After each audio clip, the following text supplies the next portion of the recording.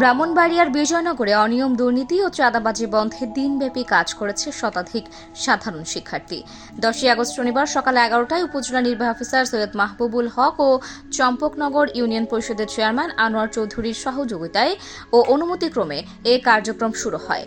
প্রথমে শিক্ষার্থীরা 50 শয্যা বিশিষ্ট উপজেলা স্বাস্থ্য কমপ্লেক্স পর্যবেক্ষণ করেন। পুরো হসপিটাল ঘুরে একজন ভর্তি রোগী ছাড়া কোনো রোগী পাওয়া যায়নি। হসপিটালের বেডগুলো ছিল নোংরা ও অপরিষ্কার, বেসিনের ট্যাপগুলো নষ্ট, টয়লেটের ছিল নাজুক অবস্থা।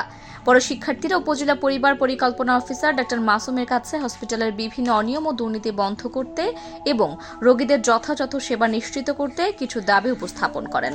ডা মাসুম বলেন, নূতন উপজেলা হিসেবে এখানে 50 শয্যা হসপিটাল হলেও 31 শয্যার জনবল রয়েছে।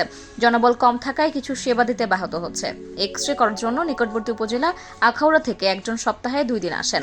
অ্যাম্বুলেন্সের ড্রাইভার নেই, আমার ব্যক্তিগত ড্রাইভারই এই সেবা দিয়ে যাচ্ছে। আমরা জনবল নিয়োগের জন্য চিঠি দিয়েছি, লোক নিয়োগ হলে সেবার মান বৃদ্ধি পাবে। তাছাড়া আরও যেসব সমস্যা রয়েছে সবগুলো তিনি সমাধান করবেন বলে জানান। পরে শিক্ষার্থীরা চম্পকনগরের বিভিন্ন সিএনজি স্টেশনে চাঁদাবাজি বন্ধ করতে নূরপুর সিএনজি স্টেশন ও টুকচানপুর সিএনজি স্টেশনে গিয়ে স্টেশন মালিক ও ড্রাইভারদের সাথে কথা বলেন।